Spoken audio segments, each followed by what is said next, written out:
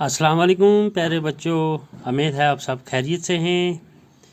मैं आपका उस्ताद आसो मीर, प्राइमरी स्कूल थमनिया क्लस्टर इकोट जून चमकोट आपकी खिदमत में आज फिर हाज़िर। बच्चों, इससे पहले ये जो हमारा तीसरी जमात का उर्दू का सबक चल रहा था ईद पे, आपने वो पढ़ा, अच्छी तरह से समझा ईद उल फितर के क्या है, ये कब मनाई जाती है और उसके सवालात भी किए।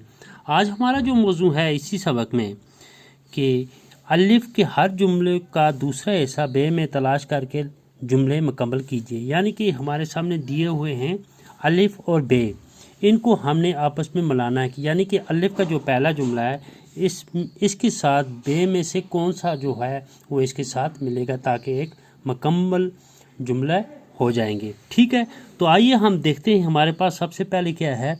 आदल के अब्बा ने उसके लिए, आदल के अब्बा ने उसके लिए, अब हमें बे में तलाश करना है उसके लिए क्या, यानी कि उसके लिए हम इसके साथ ये लिखेंगे नया कुर्ता पजामा और टोपी सिलवाई है।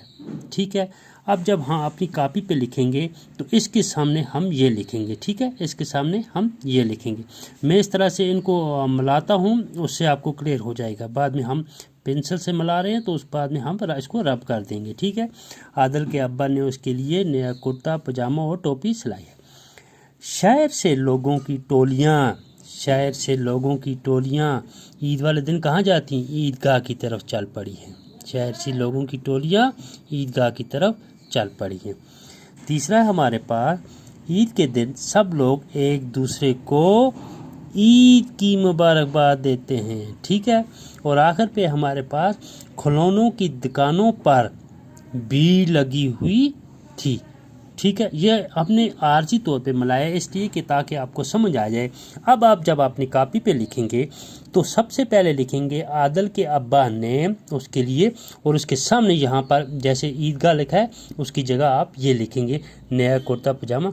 इसी तरह दूसरे वाले के सामने आप ये लिखेंगे, तीसरे वाले के सामने आप ये लिखेंगे और आखिरी वाले के सामने आप ये लिखेंगे। इससे हमारा ये जो है हिस्सा कंप्लीट हो गया। ठीक है, अब इससे आगे है दुरुस्त लफ्ज़ तलाश करके खाली जगह पुर कीजिए।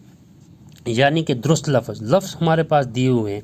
जैसे सबसे पहले हमारे पास है ईद उल फितर रोज़ों के डैश डैश आती है, बाद आती है या पहले आती है। अब आप ही बता सकते हैं कि ये आपने सबक में अच्छी तरह से पढ़ा है कि ईद उल फितर जो है वो रोज़ों के बाद आती है। तो मैंने बाद को अंडरलाइन किया है, ये बाद आप खाली जगह पे लिखेंगे। ठीक है, दूसरा है ईद के दिन हर शख्स डैश डैश नज़र आता है, खुश नज़र आता है या उदास नज़र आता है। तो हम इस डैश डैश में लिखेंगे ईद के दिन हर शख्स खुश नज़र आता है। ठीक है मेरे बच्चों, उम्मीद है आपको अच्छी तरह से समझ आया होगा। फिर भी अगर आपको कहीं पे भी कन्फ्यूजन हुई तो आप मेरे राब्ते में हैं, मेरे साथ राब्ते में हैं और आप मुझसे राब्ता करके पूछ सकते हैं। इसमें अगर कन्फ्यूजन हुई होगी तो मैंने आपको पहले ही क्लियर कर दिया है कि जैसे पहला है हमारे पास आदल के अब्बा ने उसके लिए, तो इसके सामने आप ये लिखेंगे नया कुर्ता पजामा। दूसरे के सामने जिसके साथ मैंने लाइन टच की है वो उसके सामने आप लिखेंगे।